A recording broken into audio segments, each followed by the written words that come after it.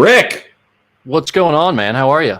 we pulled that one off at the last second, didn't we? I looped it a few times, if I'm being honest. How we doing? I'm good. Good. I'm hearing you. I'm hearing you through my speakers here. I'm fixing that. Okay. All right, good to go. Good to go on You're that good? front. Okay, First wait, technology issue solved. Hold on. Let me make sure that I'm going to change my microphone here. Do I sound a little better now? Oh yeah, that's clear. I like that voice, Paul. All right. Let's start this as a podcast so we can put this out for the people later. Welcome into the Musketeer Report live podcast edition.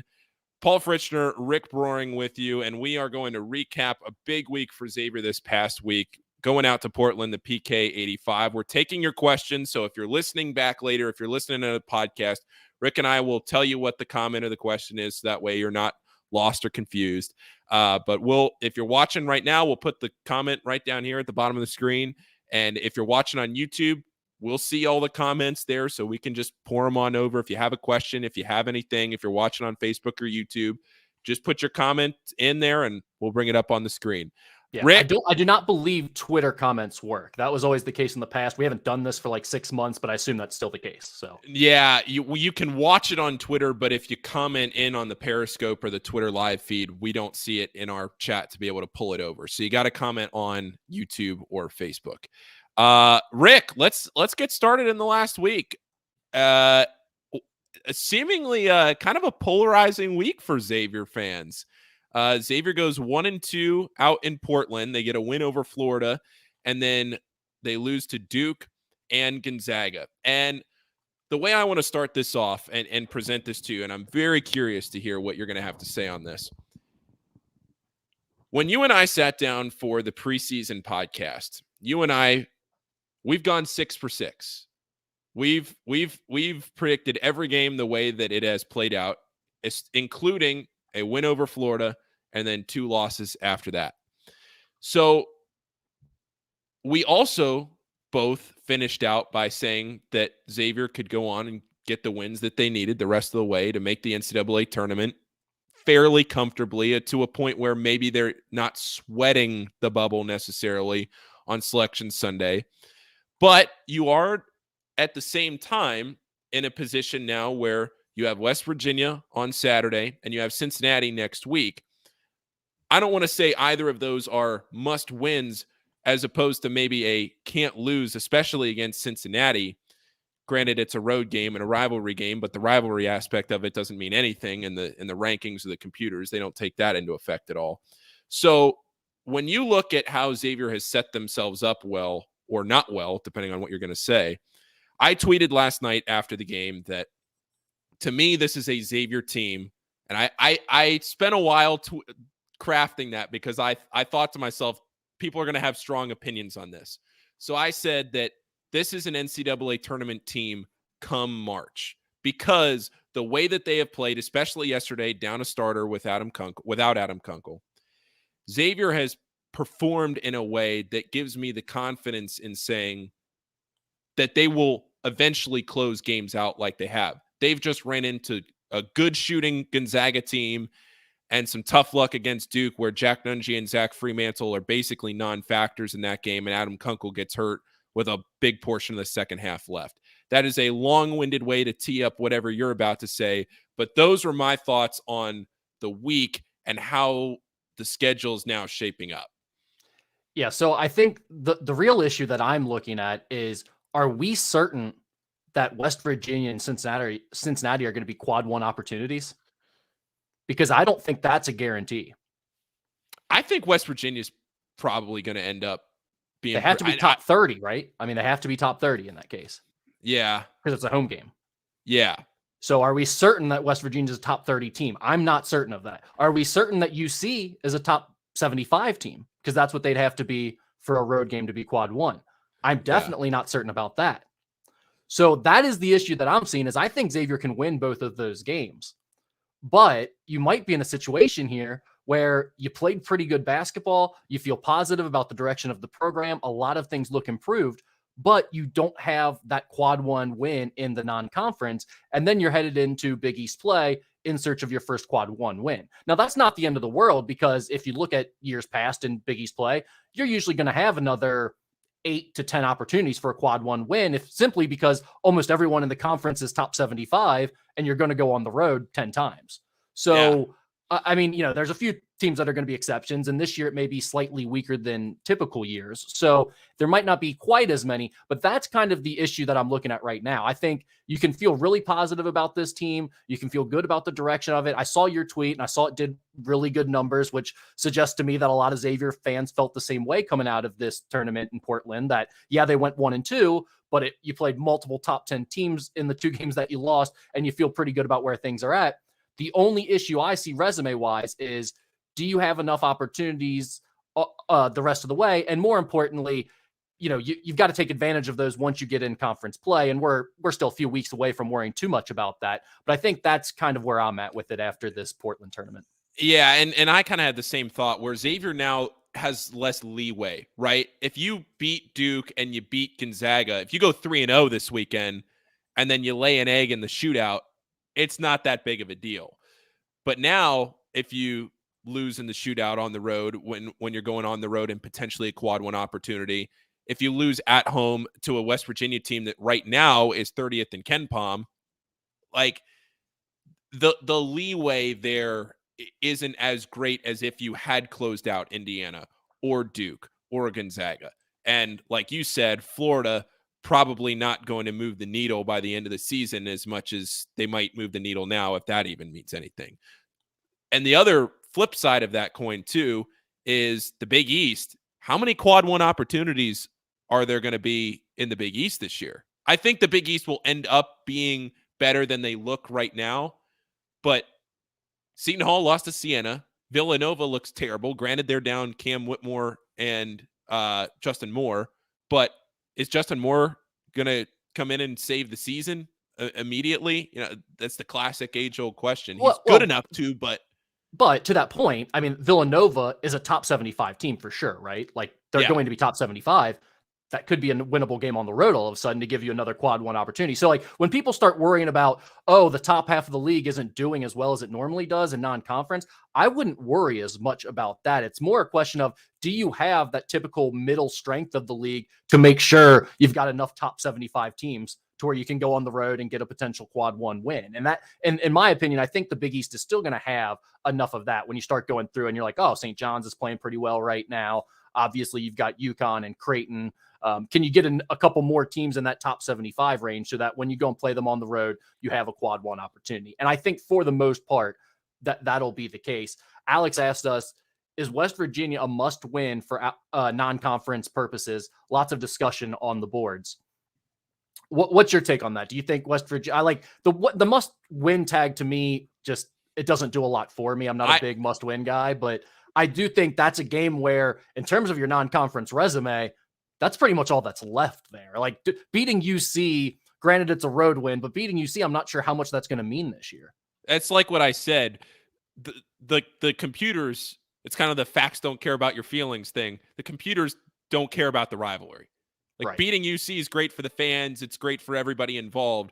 But when it comes down to the resume, it's not going to mean as much as beating West Virginia.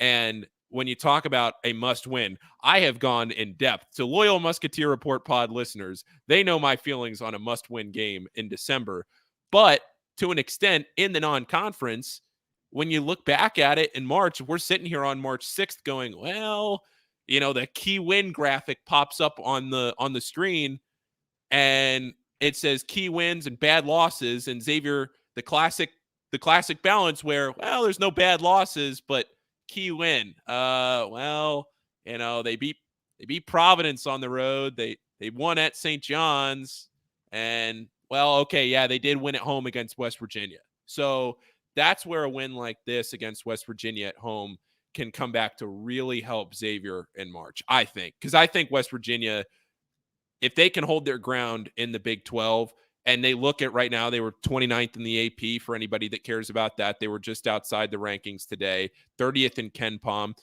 They look serviceable this weekend. I got to see them a little bit. I mean, that's a team that if they hold their ground, that'll end up being a good win. But yeah, but that to me does feel like a game that Xavier should win, with it being at home, the way they've been playing. If they continue to do the things they've been doing, they should be in position to win that game. And there's, it's one thing to say we didn't get over the hump against Duke, we didn't get over the hump against Gonzaga, but to be at home against this West Virginia team who's solid but not great, that's one where, okay, you got to get over the hump against these guys. So I don't know if I use the term must win, but it feels like a big game for Xavier. It would be more concerning. I don't know how I'm going to butcher how I'm going to say this. I would be more worried about Xavier if they lost this game than what I would be for Xavier to be glad that they won this game, if that makes any sense. Like, yeah, this is a game that Xavier should win at home to boost their resume. Yeah, I think the concern becomes at that point, okay, if you're close again against West Virginia and you don't find a way to win that game, is that just who you are now as a team? Can you just not find a way to come up with wins when it matters? And obviously that's something worth exploring if you get to that point. I don't think we're there yet. I think there are a lot of good things that we've seen to this point and a lot of good things that came out of this Portland trip. And then there are definitely concerns, and most of them start on the defensive side. And I think we can address both the positive and the negative from Portland if you want to get into that stuff, Paul. Yeah, let's go right into it. Portland this week, Xavier went 1-2. They beat Florida. Wait, hold on. Oh, I just I had the YouTube stream pulled up and I looked like I was lagging. That was an out-of-body experience there for about 5 seconds. I just want to be clear. That is young Paul Fritschner having issue with technology, not me. Well, I have the YouTube chat pulled up in a separate tab just to make sure everything's working, and I'm sitting here like I was 10 seconds behind. Anyway, Xavier goes 1-2 last week. They beat Florida. They closed out that game, beat Florida, had Duke on the ropes, but that game, it always just felt like the energy in the building. It just felt like I was sitting next to Adam Baum for all three games, and Adam and I kept looking at each other during that Duke game. And it was just like every time Xavier, the crowd would get into it and the Duke crowd would get out of it, and Xavier tried to make a run, Duke had an answer. Xavier just couldn't string the consecutive stops together that they needed to really get back into the game and win the game when they needed it. And you catch a tough break with Fremantle and Nunji having both off games on the same night, and Kunkel getting hurt too. And I think Sean Miller said it perfectly after the game, where he was like, it's no shame losing to Duke, and by the margin that we lost by, that's not really what bothers you about that performance. What bothers you about the performance is you had an opportunity against Duke when they weren't at their best, and they looked very beatable on that night, and Xavier came nowhere close to playing what they're capable of. And whether it was the fact that, like you mentioned, you just didn't get a good night from Jack Nunji, he just couldn't put the ball in the basket, and Colby Jones didn't quite seem to be himself. Maybe that was a part of playing back-to-back days on that ankle, who knows? But I think that's part of it. But then also, like you said, you're going through that game, and it just never felt like Xavier ever got into a rhythm or got on track, especially on the offensive side.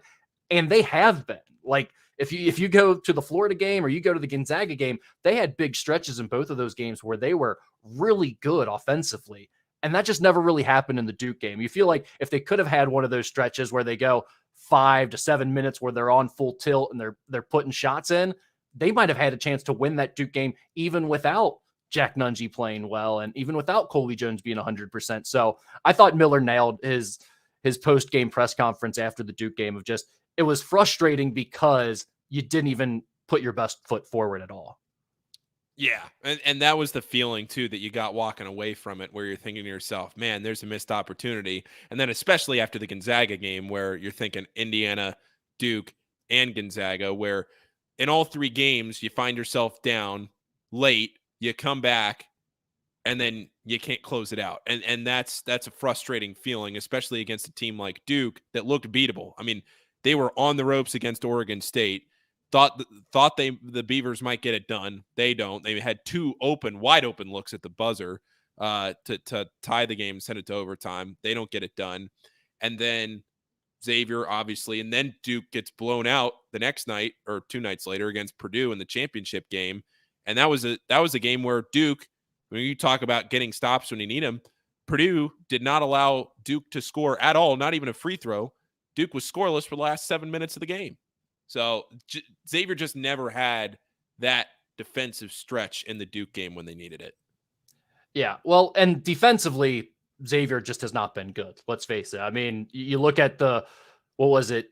I did the math on this, but there were basically 2 halves, I think, that entire time that they were in Portland where they didn't allow 40 points. That's not going to get it done. And that's not what you think of when you think of Sean Miller basketball. And so when I look at it, I guess my question is, what are their biggest issues defensively? And I think first and foremost, they're not rebounding. They're one of the worst defensive rebounding teams in the high major ranks right now. And I think that is something that you're not used to seeing from a Sean Miller coach team. So we can definitely talk about that. The other thing that really stands out to me is the lack of 3-point defense. They're allowing their opponents to shoot almost 39% from 3-point distance right now. It's going to be tough to win a lot of games. Now, they're not giving up a ton of threes necessarily in all of these games, but they are giving up a really high percentage, and a lot of the looks that they're giving up are really quality looks.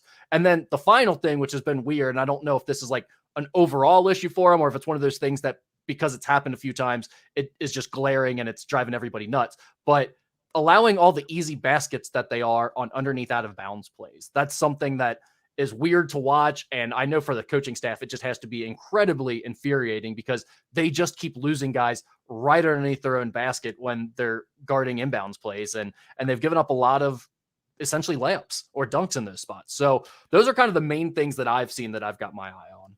I forget the exact quote, but Sean talked about that in one of his press conferences and basically how frustrated he was that those easy looks just keep getting converted. And then on the other side, in the Gonzaga game, in the first half, Xavier goes 5 for 17 on layups. So Xavier wasn't converting on the easy ones either. And that's just, you can't have all of those things happening at the same time and expect to put something together to have a ton of success. And not to jump straight into the Gonzaga game, but it just felt like some of those themes from Duke carried over to Gonzaga where, yes, in the end, you take a 13-point deficit against Gonzaga and you turn it into an 8-point lead, a 21-point swing in a game against a team that at the time was ranked in the top 10 in the country. But down the stretch, Gonzaga just hits every shot from everywhere on the court. Doesn't matter where they were. Doesn't matter who was shooting it. It was going in. And again, just couldn't get the stops when it counted. Yeah, I mean, I think the themes have persisted through all these games. Really, I don't think I've seen much of a difference in who the Xavier team is from start through, what are we in, Game 7 now? I mean, a lot of the same things keep coming up. And I think I want to stick on the defensive side for a minute here and talk about how much better can they get? Because I think that's where a lot of fans are at. It's like, okay, you're telling me the issues. You're pointing out the issues. We've heard Sean Miller talk about the issues after games. Can they improve on those things? Can they get better at those things? Or is this just who they are? Are they deficient in terms of their personnel? I think it's a little bit of both. Let's start with the 3-point shooting. I mentioned they're allowing teams to shoot almost 39% from 3-point range. Why is that happening? I think it's partly due to personnel, but also partly due to the flaws of the pack line defense. I think we've seen that in the past with Chris Mack, with Travis Steele, and now back to Sean Miller. He ran the pack line the first time he was here. He was the one who brought it here, and it's stayed here ever since. And that is something, the pack line defense is a gap man-to-man defense, meaning if someone drives, you want to have bodies in the gap, you're going to really help in those gaps when guys look to drive or when the ball goes into the post. And to me, that's what's contributing to a lot of the open 3-point shots. They're over-helping, whether that be on a drive or whether that ball goes into the post. And let's face it, they've played some really, really good post players. When you're talking about Trace Jackson Davis, Colin Castleton, Kyle Filipowski, Drew Timme. I mean, they have played elite post players. So I understand to some extent why you're over-helping on the post a little bit. But I think that's also part of why they're giving up a lot of 3-point shots and quality 3-point shots to their opponents. So can that get better? I think it can, and I think it will get somewhat better. But I also think that's always going to be part of an issue for a team that plays a pack line defense, and especially a team that plays a pack line defense and also isn't a very good defensive team. They have some guys on the wing that are a little bit slower. They don't have elite length. That's going to be a problem to some extent. I think that's something that they're going to have to live with. So can they get better than giving up 39% from 3? I think so. And I think part of it will be maybe over-helping a little bit less, but they're still going to have their issues, I think, there. There was a lot of talk yesterday in that Gonzaga game about going over or going under the screens, defending the threes. Was there anything that you saw that stood out that Xavier maybe has done or not done in that area?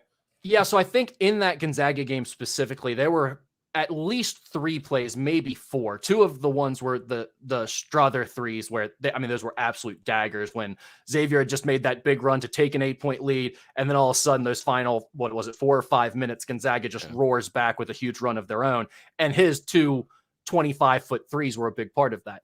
On both plays, Colby Jones was guarding him, and on both plays, it was a situation where there was basically a dribble handoff at the top of the key, and Colby Jones kind of had to go underneath the screen and then couldn't quite recover to him. And again, he's shooting a 25-footer. So it's not like his toes were on the line and Colby couldn't get back to him. In both instances. And then there was another one where Kiki Tandy kind of got screwed in the same scenario earlier in the game. I felt they played it right. To answer the question whether you go over the screen there or not, it's a read. It's a read. They can do it either way. They have to communicate that, both the big that's guarding the screener and the guy who's on the ball, what they're going to do. And if they're going to go underneath, the big has to open up to allow them through. And in those cases where, you're 25, 26 feet away from the basket, most of the time you're going to go underneath of that, just like Colby did. However, the problem is as he's going underneath it, and it's a dribble handoff, so the big man's handing the ball off this way as he's going underneath this way, the big man is also sliding another 1.5 feet as he's doing the dribble handoff. That's a moving screen. I mean, there's no recourse for that if you're the defender other than blowing it up and running right through the guy. And in that case, it's 50-50 whether you're going to get called for a foul or not. So, I mean, to me, that was really the issue on both of those long threes by Strother and another one where they got Tandy. And I can't remember who hit the shot, but it's a situation where they're just allowing Gonzaga's big men to set a moving screen. The 2 times for Strother, it was Watson who said it. The time on Tandy, it was Drew Timme who said it. But both times they did the exact same thing. And you almost wonder if that's kind of something that Gonzaga teaches, essentially. It's like, hey, they're only going to call about 20, 25% of these if we do it every time. And all the other times we're going to get open threes as a result of it. So we're going to take our chances there and continue to play that way. Because, I mean, really, I didn't think there was a huge issue with Xavier's defense on the plays. I thought Gonzaga simply got away with a moving screen. So let me pose this one to you, Rick. And I saw somebody brought it up on the board. I didn't get a chance really to go through the board too much today, but I scrolled it real quick and I saw somebody bring this up. How, and not necessarily in style of play, but just in outscoring your opponent, when you look at a team like Iowa that we have talked so much about, where Iowa will put up 100 points on you, but they'll give up 105, and it's just going to be a shootout every night. How much of that now, as we've seen through 6 games, is just Xavier's identity? Well, I think that's who they are right now. That is not who Sean Miller wants them to be or who he's going to accept them being. That's just not in his DNA. He's not going to be a guy that says, oh, yeah, we stink defensively. We're just going to try to outscore you. Yeah. Not going to happen. They are going to get better defensively. I can't remember. It might have been Nick, Mad Dog, on the board who said it. But someone brought up the point is it's like, did you just dock somebody? Nah, I mean, he's been around forever. I think he knows. But anyway, they dox themselves enough. If Nick's mad at me, he can text me later. But someone brought up the point on the board, and I believe it was him, that Xavier may never be above average. So if we're like ranking them on a 10-point scale, they may never even be a 5 defensively, but they're probably like a 2 or 2.5 right now. Can they get to a 4? I think they can. And I think there are certain things. So like we mentioned the 3-point shooting. I think they can improve incrementally there. The rebounding part of it, I have no doubt that they're going to get better as a rebounding team. Are they going to be top 50 in the country? Probably not. But are they going to be, what are they now, like 250th? In rebounding? It's bad. Yeah, I think it's like outside the top 250 right now in defensive rebounding percentage. They're not going to be that bad long term. So that's another area where I think they'll get better. The allowing a lot of easy baskets on underneath out of bounds plays, to me, I went back and I watched all the baskets they've given up on underneath out of bounds. And I don't think there's necessarily like a set action or something that's giving them the same issue every time. To me, it's just a communication thing. Now, I do see a certain someone that is involved in seemingly most of these plays, and it happens to be Zach Fremantle. So Zach has obviously struggled defensively his entire time since he's been on campus. How much better is he going to get at that? I honestly have my questions at this point. I really don't know. But I think he has to meet the staff halfway on this one. It's like they're going to continue to teach and demand more out of these guys. But Zach also just you got to communicate better on switches underneath the basket when you're running something out of it. And it's not just him. There's other guys. The communication overall has to get better. But I do think that's something that can definitely be fixed. So again, it's like, how, in terms of my order of confidence that it'll get fixed, I think rebounding's number one. That I'm almost certain will get better. Underneath out of bounds plays, I am certain will get better. Will they continue to give some up? Maybe, but I don't think it's going to be like a big issue long term. Overall transition defense is another area where I think they need to get better. And I think that, again, goes just back to communication. When you're sprinting back on defense, you don't have a man. And I think sometimes guys want to run back and be like, oh, there's my guy over there. I'm going to kind of jog over to the corner. I'm only going to go half speed because I'm close enough to my guy. That's not how you play transition defense. It's all hands on deck. You stop the ball first, then you recover and you find your man after that. I don't know if they're doing a good enough job of that sometimes. So that's another thing where I'm certain that they will get better. The thing I am least confident about them improving is the 3-point defense. I think that is partly due to the pack line system and what you concede within the pack line. And it's partly due to the personnel that they have. If they had quicker, more athletic, longer wings, I would feel better about the fact that they would be able to improve their 3-point defense more drastically, as it is with guys like Adam Kunkel and Kiki Tandy. And if you're taking those guys out, you're bringing in probably freshmen off the bench. I don't know how much better they're going to get in terms of their 3-point defense.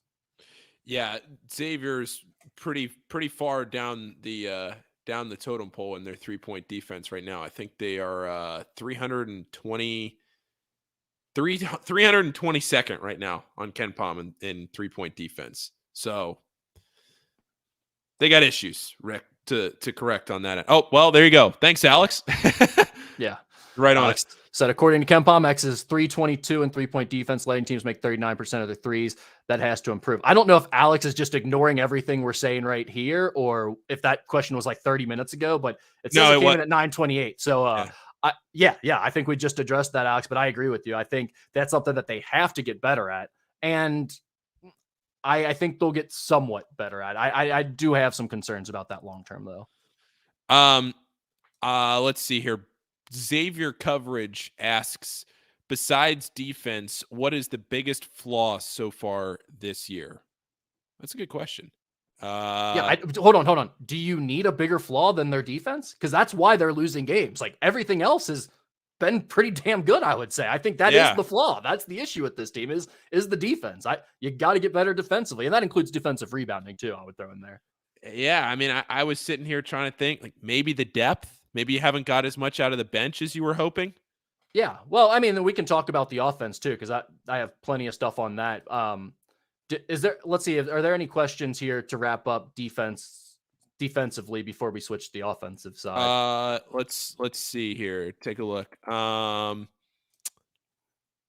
Mark asked about the perimeter D, which again I think we talked about already.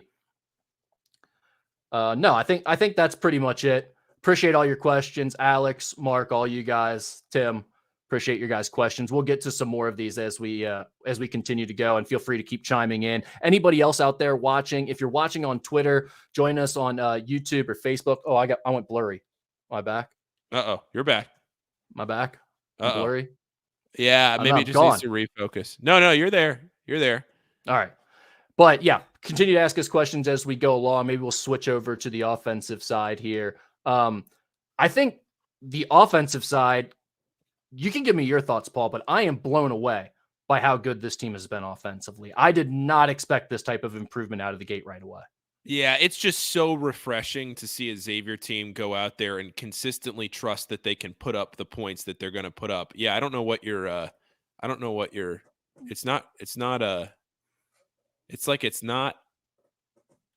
deal is. It's not refocusing. Our guy, Andy Picarilla, says, I just wanted to flex the wedding ring. Yeah. Congrats. Certified coitus haver, Andy. Eat it. I would say if you go out there every night and you can trust that this team is going to put up at least 75 points, they're averaging 82, right? They're averaging over 82 points a game.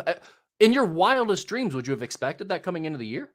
No, not at all. And ranking second overall in 3-point percentage. Yeah, exactly. I mean, what's their they're shooting 46%, which is second in the country from 3-point. Utah State is the only one better, 47.8%. Arizona's right behind them at 45%. They're third. So, yeah, I am shocked. Look at Colby Jones. Look at what Colby did this weekend. He hadn't made a three on the season coming into the Portland trip, misses his first one, and then he hits his next 9 in a row. Finished the tournament 9 for 10. That's so huge for a guy like him who we've talked at length about being able to have that steady aggressiveness. Can he step up when Xavier needs him? Who's the go-to guy? Can it be Colby Jones? If you can trust Colby Jones to shoot the ball, he's not going to shoot 90% all season. But if you can trust him to be able to step into a shot like that with confidence the rest of the way and not be shy about taking those open threes like we have seen at some points, the Portland Colby is what Xavier's going to need. How could he not get a confidence boost from the way he shot the ball? Oh my God, that was awesome. Every time he stepped into a three, it wasn't just like he's rattling them in. These things were nothing but net. His shot looked so pure there. And no, do I expect him to be one of the best 3-point shooters in the country? No. But am I surprised that he shot the ball well early here? Not at all. You've seen him in practice. Adam and I saw him a lot in this preseason. He shot the ball really well during this preseason. And it was really more of a matter for me of like, is he ever going to get aggressive enough and confident enough as an offensive player to where he shows that side of his game regularly? And, you know, it's obviously a small sample size, only talking about a 3-game stretch here in Portland. But if you go 9 for 10 in any stretch of 3 games, much less a stretch where you played Florida, Duke, and Gonzaga, you would think that would have some type of carryover effect into the next month or so of play. Yeah, no doubt. And when you look too at how Colby has kind of matured in his decision making and everything else, you look at how he played. Was it yesterday in the second half against Gonzaga, where you just got the sense like he knew somebody had to step up, and that was again refreshing. Well, and that's what we've been waiting to see from him, right? Is those situations where, hey, someone's got to do it right now, guys. We need to make a move or this thing ain't happening. Who's going to be that guy? He has never been willing to be that guy in the past, at least not on a consistent basis. I think we saw some of that from him while they were in Portland. The nice thing about it is this year, he might have another guy on this roster who's willing to step up and shoulder some of that load. And I'm talking about Souley Boum. Souley Boum, to me, he seems to be a guy who relishes that role. And I'm sure some Xavier fans are sick of me here, sick of hearing me talk about an alpha or having a go-to scorer in an end-of-game situation. But I think it is so important that you have guys that are willing to fill roles like that. And Souley, it doesn't come naturally to everybody. It seems like it comes naturally to him. Yeah, he's the team's second leading scorer, almost 16 points a game, just a tick under. But he's shooting the over 50% from the field, 51.6% from the field. He's shooting 90% from the free throw line and 52% from three. Those are ridiculous numbers. And to get that again out of a transfer where he's not a 1-for-1 swap with Nate Johnson, but you're losing that shooting production out of Nate Johnson last year, out of a transfer, out of somebody who you could trust to go in and step up and hit a three, hit a big shot. And now Souley, he comes in and he's been nothing short of incredible. I couldn't agree more. I've loved the way that he's played. And it's not just him piling up stats against Fairfield or against Morgan State. Like early in the year, you see him play well. It's like, okay, well, great. He's already averaged 19 a game in Conference USA. You knew he could beat the Big Sky teams. You knew he could perform well against guys that are at a lower level than he was previously. The question is, what's going to happen when you get into Big East play? the PK85 was a great preview of that type of level of competition, and he was awesome. I mean, he really stepped up. He had no issue still being able to get his shot off. He was still drawing fouls on defenders. Is he great defensively? No, but he's holding his own well enough. And I think they did a great job going out and getting Souley Boum. To me, he looks like a guy that's going to be a difference maker, not just in the non-conference portion, not during just bye games, but when you get into the nitty-gritty of the Big East schedule. Yeah. So how do you think, Rick, this offense can blossom when they get fully healthy? I mean, they've had Colby out for a couple of games. Adam Kunkel now, he's been hurt, didn't play yesterday, got hurt in the second half of that Duke game. You're still waiting to see all the pieces come together. Now 7 games. Also, good to see again. You're starting to see all the. I'm back. Let's go. You're back. You're waiting to see all these pieces play well together in one game when they're all on the court together. Yeah, well, I think that's the crazy thing about this. You've had Colby Jones not at 100% because of his ankle injury. You've had Adam Kunkel missing games due to the concussion now. And I mean, again, Souley Boum was a new piece. Like, I expected them to take some time before they figured this thing out offensively. And then even after that, I thought they would be somewhat better than last year, but not a complete 180 to a team that can outscore or score right with the nation's elite teams. And they're already to that point. And that's before they've figured this stuff out. So yeah, I think really I'm super impressed to see what they can be when everybody's healthy, when everybody's on the same page. And then I think, where do you go if you're in terms of you're looking for upside? How can they get better? It's what you brought up before. Where are they going to get some scoring pop off of the bench? Because it really is just the starters right now. I mean, it's your top 3 or 4 guys really shouldering the load every single game. I don't think that's a big issue personally, and I think you can win that way. But is there a point where you get more firepower off the bench down the line? Because that could help take you to another level on that end of the floor. I guess my question for you would be, who would you say is most likely to fill that role? If we're guaranteeing that somebody is going to give them a lift off the bench at some point this year, who do you think that person would be? You know, physically, and what I saw this weekend in Portland, just somebody that can hold up against this competition that I'm hoping for a Xavier team to take a step, Des Claude.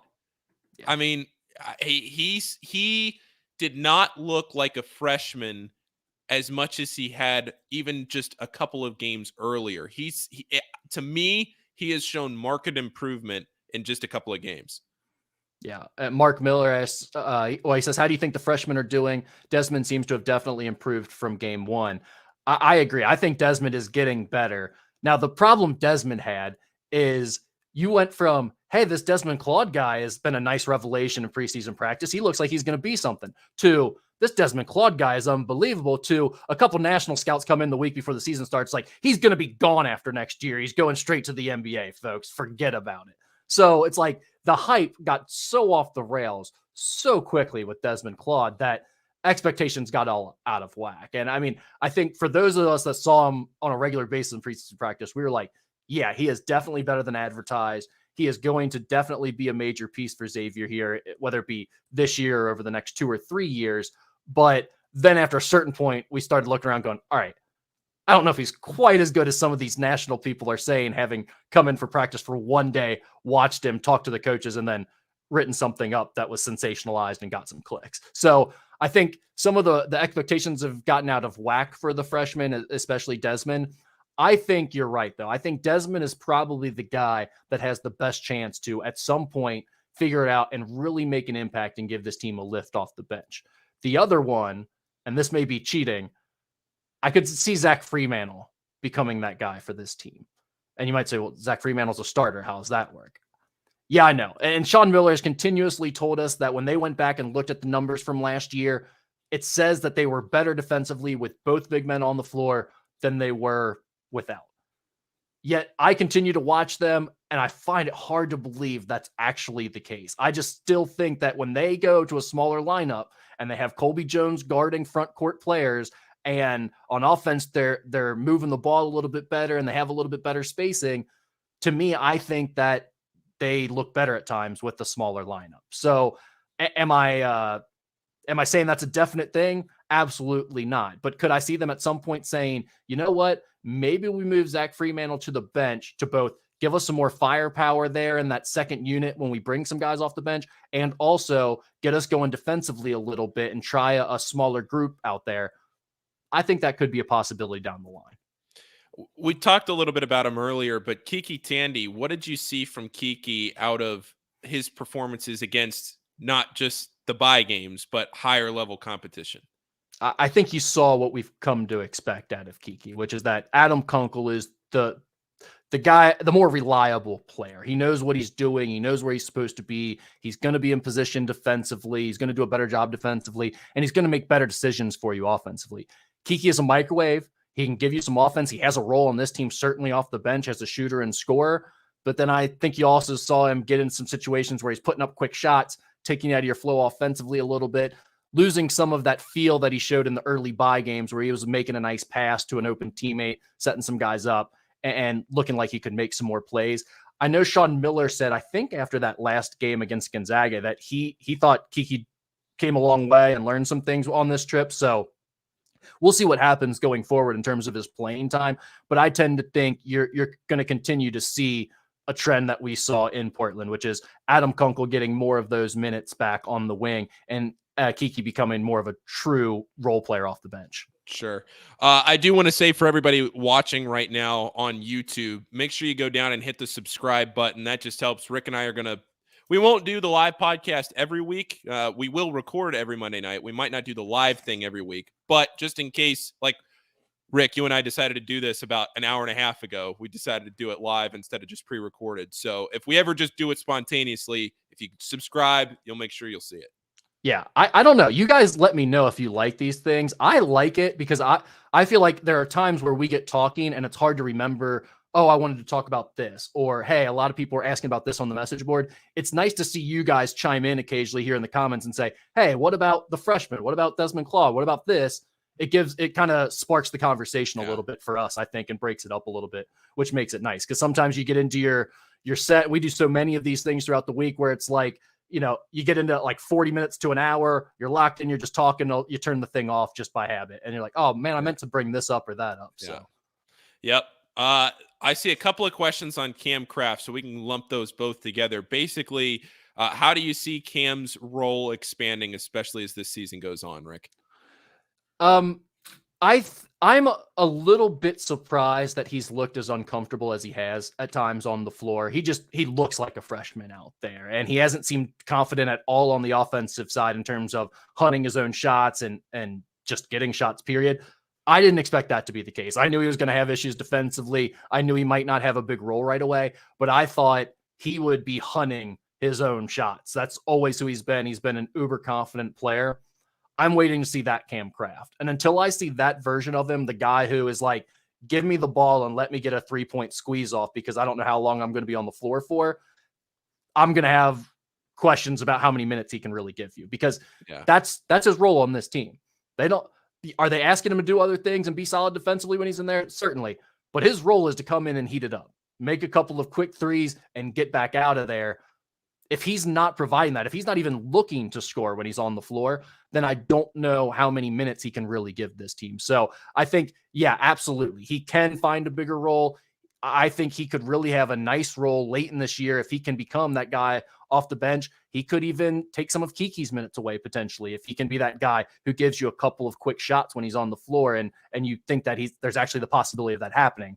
Right now, you can correct me if I'm wrong, but when he's in there, I don't really have much faith that he's going to shoot the ball, period, much less with confidence and give you a couple of quick baskets. So that's kind of where it's at with Cam, in my opinion. Yeah, I'm with you. He just looks like he's lost right now. It just seems like he needs some more time, some more experience, whether it's practice, whatever it might be under his belt, just to feel more confidence in there. Because for now, it seems like when he gets on the court, it's just a deer in the headlights.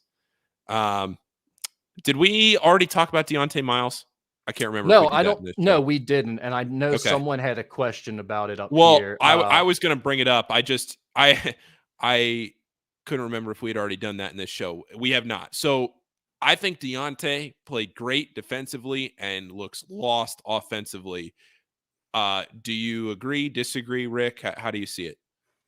Yeah, I think that's about right. I think if Deontay can give them 5 minutes a game, from a defensive standpoint and maybe even grab a rebound or two while he's in there, or at least not get abused on the glass, not get pushed underneath and given up offensive putbacks, things of that nature, then he's got his role right there.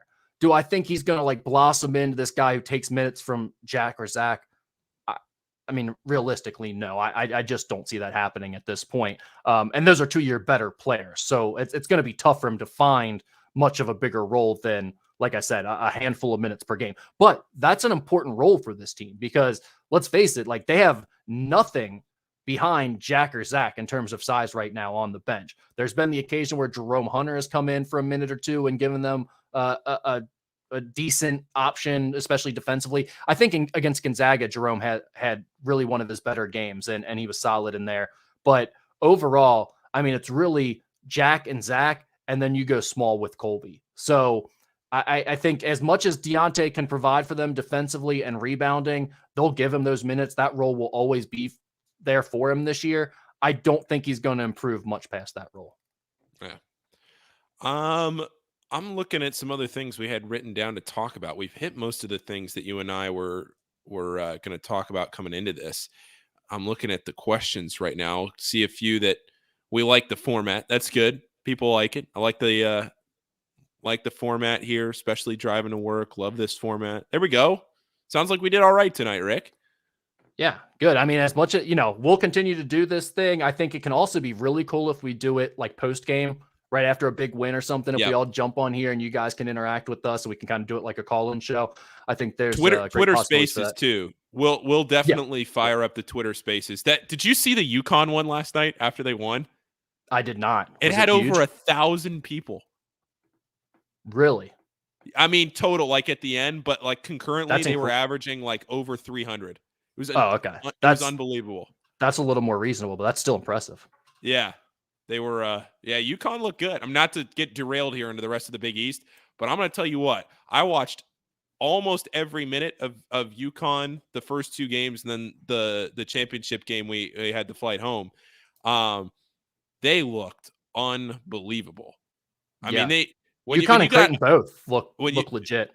Yeah, when you got Adama Sanogo stepping out and banging threes and Donovan Clingan. Where did Donovan Clingan come from? I mean, great name. Yeah.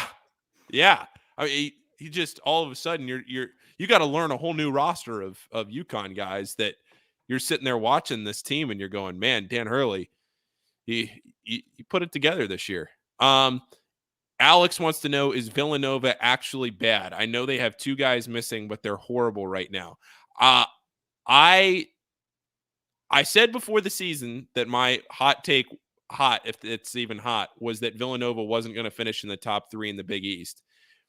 They look really bad right now, even outside of Cam Whitmore and Justin Moore being hurt. I know we talked about it for a second earlier, but they look bad. I mean, they look straight up bad this weekend. Hand up. Like I couldn't have been more wrong about the top of the Big East. I was iffy on Creighton. I wasn't buying into all that hype, and I fully believed that Villanova would still be good. Now, if you take any of these teams that we're talking about, you take away their top 2 players or 2 of their top 3 players, they're not going to look good. Yeah, so let's just get that off. Like, that is the major issue. For Nembhard, Kalkbrenner, we'll see you. Sanogo, see you tomorrow. Or Xavier, no Colby Jones and no Jack Nungy. How's Xavier going to look? Yeah. Not good, right? Okay, so that's the major issue for Villanova, is that they just don't have the talent without those 2 guys. I am a little concerned about some of their other talent that it hasn't stepped up as well. And then the really concerning issue is that, I mean, already there are people questioning Kyle Neptune. And as much as it's unfair, it feels unfair to do this early on. We had kind of heard some things and some rumblings even before the season started from people that are around the program that weren't great. And now you're getting into the games and you're seeing what's going on. And you're like, yeah, this doesn't look like Jay Wright's Villanova right now. Well, and the thing that I tweeted this during the game, I'm getting lost with all the games that happened this week. And I think you saw a few of them this week. Oh my God. Yeah. I'm trying to remember. What a show, Paul for one. Yeah. How about that? I didn't even see that. President Hanich just from the clouds. Did you see that? No, I have no idea what you're even talking about. That was the hashtag. So Adam tweeted while we were on the flight. Adam tweeted Portland Paul, which I missed, And then Dr. Hanich responded with that hashtag. Paul for one. I love Dr. Like, Hanich, a big Fritschner fan. Who isn't though? Really? Who yeah. isn't? Well, she was great. So Dr. Hanich comes down around the end of the game. She'll come down and stand like in front of the band, right around where I stand for our on-court promotions. And so I forget which game it was. But I was like, hey, you want to come out and just throw a t-shirt? She goes, you tell me what to do, I'll roll with it. I go, president of the university want to come out here and do that? If you want to roll with it, that's good PR. I love it, Dr. Hanich. So do you think with your guys' newfound relationship and friendship that you could text her and she would do one of the Musketeer Report live shows on here? Do you think she would just hop on here and talk to Jerome Hunter fan club and Alex Shore? Talk some hoops. Andy Pick. Yeah, Andy Pick's on here. That'd be sweeter than apple butter. But to go back, I want to make sure I make this point about Villanova. Is I tweeted this during the game. It was Iowa State. It was the first game. There were times in that game, and one moment stuck out in particular where Chris Arcidiacono, and we talked about how they don't have a point guard. Chris Arcidiacono was dribbling up the court. You know how Sule Boom actually got a turnover and a steal this way against Florida, where you're dribbling up the court, you go to take a timeout, and then you jump the guy as he's looking back at his coach. You jump the guy, yeah. Well, he's looking for the timeout. I think that was against Florida that Sule did that. Yeah. Anyway, it doesn't matter. Arcidiacono goes over to do the same thing where he's dribbling up the court, goes into the high corner, and he dribbles the ball off his foot and out of bounds. Yikes. And you could tell that he was slowing down probably to call a timeout. He was looking at the bench. He was slowing down. And I'm thinking to myself that it's such a small mistake. That could happen to anybody, right? Like Scottie Pippen. It could happen to Scottie Pippen. Doesn't matter. Yep. But odd reference, but yes, yeah, it could. It could happen to Scottie Pippen. Yeah, I mean, it could happen to anybody. It could happen to the best of us. But you never see that happen with Villanova. You don't see those little things happen with Villanova. And to me, it's just when I see that, I'm thinking, man, I've watched this Villanova team for almost 10 years now since they've joined the Big East. And I can't remember the last time I've seen these little mistakes where now those are the things that all their opponents do against them usually, right? Yes. Like it feels like all those little things go in their favor typically, and it's just a microcosm of what's going on right now. Yes. Yeah. So Villanova could use a Scottie Pippen. They could use Scottie Pippen as the moral of the story. Alex Shore says, is there a point where Whitmore just doesn't play the season and prepares for the NBA? I've heard he's a one and done. I've heard he's close to being back. Yeah, I just think he's too close to being ready. If this was a thing where he's not going to be back till the end of January or February, maybe that's the case. But it sounds like he might be back in December, right? If it's like February 15th, Villanova's not really in the NCAA tournament picture, and it's like, what are we going to do? Do we want to make a run at Madison Square Garden, or am I sitting out? That's one thing. But if Dickie V's on the sources, man. Dickie V's sourcing it, and he said tonight that he heard from somewhere that Cam Whitmore was going to be back soon.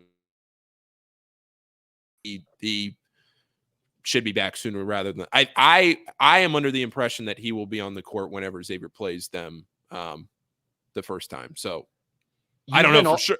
I don't know for sure, but you've been all over the Big East teams, watching them, covering them. Give me like your top 3 or 4 Big East teams right now based on what we've seen. And I realize like, hey, a couple of them look very good right now, so that's not easy, but just total thought exercise here. What do you think? Creighton and UConn look great. How would you rank them? Who do you like better right now? Creighton I like a little better, but man, it might be one. I don't even know if I'd go 1A, 1B. UConn looked so good this weekend, but where I give Creighton the edge is I think that Creighton's wins are better than UConn's wins. UConn just made it look so easy as they were doing it, but you're right. It wasn't like elite teams that they were beating, but it was good teams, and they made it look so easy. Like Creighton went down to the wire against Arizona. I know they didn't win, but they went down to the wire against Arizona, and they looked really good doing it against an Arizona team that one of the best teams, if not the best teams in the country, with probably the best front court in the country. Ballo and Tubelis are unbelievable. Arizona, they had an interesting Maui trip. Arizona did. Yes, they did. But yeah, so Creighton. So you go Creighton, then UConn. I would go Creighton and UConn right back to back. And then I would put Xavier at third. And you know who has looked not bad? St. John's. St. John's looked pretty good. St. John's looked all right. They won a title. They look decent. A team that I'm a little surprised has not looked as good as I thought they were going to in the last week or so was Butler. I thought Butler might show better. They looked really good in the opening week and a half, and then went down to the Bahamas. And I don't know how much to expect out of Butler this year. 15-point loss to NC State was not a good look. No, especially not in the Manny Bates revenge game. No. Jerome Hunter Fan Club wants to know, what's your opinion on how many bids the Big East gets this year? I think Xavier, Creighton, and UConn for sure, and toss in a fourth. Villanova. I think Villanova gets it together. I think they get in. I think 4 get in for certain. It's my guess is there's going to be like you said, 3 definites, a 4th that's for sure getting in, but they're kind of a bubble team. And then there's going to be 2 more bubble teams, and maybe one of those gets in. So it's going to be probably 5. 4 would be a bad year, I would say. Yeah, I think there's 3. I think Creighton, UConn, and Xavier are for sure get in. And we say that, and I mean, at the top of this podcast, we were talking about, is Xavier going to have a single quad 1 win going into conference play? So it's like, I guess Xavier could be that team that's on the bubble, and maybe you're really only talking about getting 4 teams in. Yeah. So yeah, you're right. But I think Villanova can get it together, and I think, maybe St. John's. Maybe St. John's puts together a good season. Andre Curbelo, just the biggest high ceiling, low floor guy in the country. You just never know what you're going to get out of that guy. For anybody that has never watched Andre Curbelo play basketball, just buckle up for when the Musketeers play the Johnnies this season, because it is a roller coaster of a ride. Where does the Big East rank in conferences this year? Well, that's a good question. Right now, KenPom has them 4th between the SEC and the Pac-12. So it goes Big 12, Big 10, SEC, Big East, then Pac-12. I mean, that's pretty typical of where they're at usually, right? They're usually right about 4th, I think. Yeah. So Big East finished. I'm trying to take a look here at the. How do we go back in the history of the conferences? Oh, here, 22? Big East. Yeah. Oh, sorry. It populated a different page. I hit the wrong thing. Yeah, they were 4th last year. Yep, 4th last year. 2 years ago, they were 6. Well, that was the COVID year. Oh yeah, didn't play as many games. 3rd in 2020, 2019. Big East was 5th. So yeah, somewhere in that range. We don't need to go all the way back. But typically 3rd to 5th. So 4th is pretty typical, which is where they're at right now. Chip wants to know, if Xavier keeps playing like they did in Portland, would you have them at over or under 14 conference wins? Ooh, that's a good question. What did I pick in the preseason? I think I said 12-8 in the preseason. I'd probably say over under. If you gave me 14.5, I might say under at 14. But I think this team might look a shade better than 12. Yeah, I'm looking at your season preview podcast. You had them at 12-8 in the Big East. I said 12-8, and I think Xavier could probably. Right now, KenPom has them at 12-8 and 19-12 overall. I had them at 20-11 overall, but KenPom also has Xavier going 4 straight losses at St. John's, home against UConn, at Villanova, home against Creighton. They probably win one of those, if not 2 of those. Now maybe they lose a game that it says they should win. It's all semantics, but I'm definitely going under here. I don't see them winning. I don't see him winning 15. Yeah. I don't see him winning 15. Where is next year's Thanksgiving tournament? It has not been announced officially, but I've seen it in enough articles that it's going to be in Savannah. Yeah, there's a tournament in Georgia that it's them and the Georgia Bulldogs right now that are committed, right? Xavier and Georgia are the only 2 teams committed, and it's I think, I don't want to say anything for sure because I haven't seen enough. But it's in Savannah, and it's I don't really know much else other than that. I don't even know the name of it. I don't know if anybody knows much else at this point. Yeah. So okay. ACC stinks. FSU and Louisville would finish middle of the pack in the MAC. Do you want to spend like 10 seconds on Louisville, or do we not even want to waste the time? I mean, I find it fascinating. I can't get enough of Louisville. I know other people are already over it and like quit talking about Louisville. I love it. I'm excited. I've been looking like, when is their next game? I want to see if they can win. People have been clamoring on the Rebound Rundown for me to talk about Louisville, and now I understand why, when it's just consistently just heartbreak after heartbreak. This is not like if Cincinnati stinks. Like, people don't care if UC stinks at basketball. No offense, I'm not like trying to take shots, but like it's not that big of a deal if UC has a terrible year. Louisville has a year like this, and like lives are ruined. This is a big freaking deal in that area. So yeah. I'm totally fascinated by it. Are they playing right now? No. I don't think so, because I just talked about how excited I was to watch them play. I'm pretty sure. No, they play Wednesday. Tomorrow against Maryland. Or Tuesday, Tuesday. Tomorrow. Okay. Because somebody just texted me, and I thought maybe they were listening to this, and then I realized that was 15 minutes ago. Okay. Paul needs the hook to take the under. Can we talk about, if we're doing betting talk, can we talk about Xavier overs? Oh, it's printing. The 6-1. 6-1 to the over right now. The only game that went under was the Duke game so far. That game went up. What was the final score of that game? What was the total in that game? I had 71-64 was the final. So 135. Right. The total was 148.5. That's right. So they were well under in that game. Alex Shore, I'm going to the away St. John's game. Will Xavier win? It's a great question, Alex. That is a fantastic question. Rick, your thoughts? I'll say no. It's at St. John's. I'll say no. Xavier always has trouble at Carnesecca. Yeah.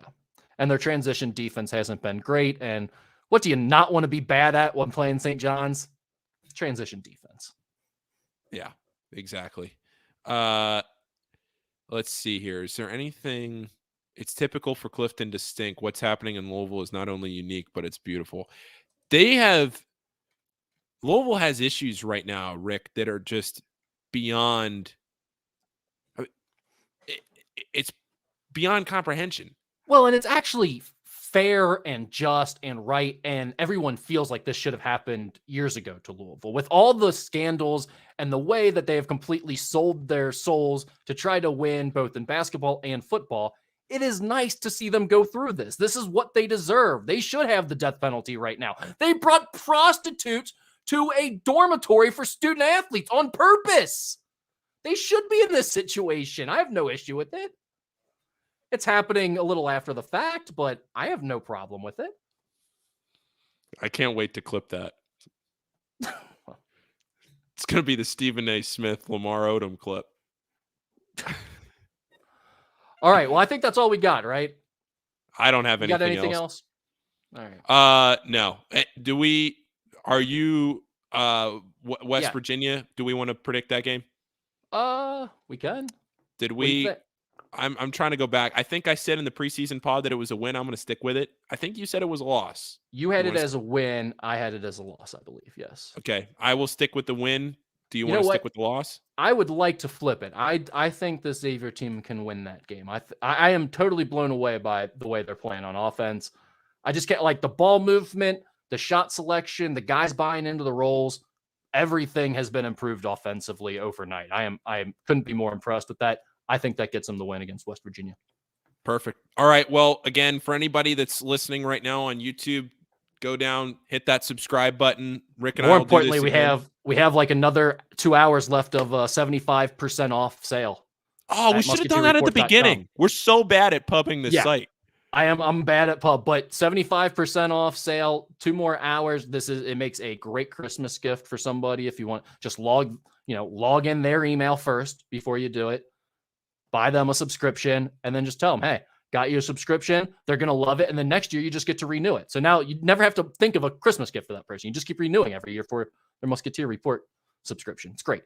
Perfect. I know several people who do that and they love it. So maybe you should try this year. Perfect. All right.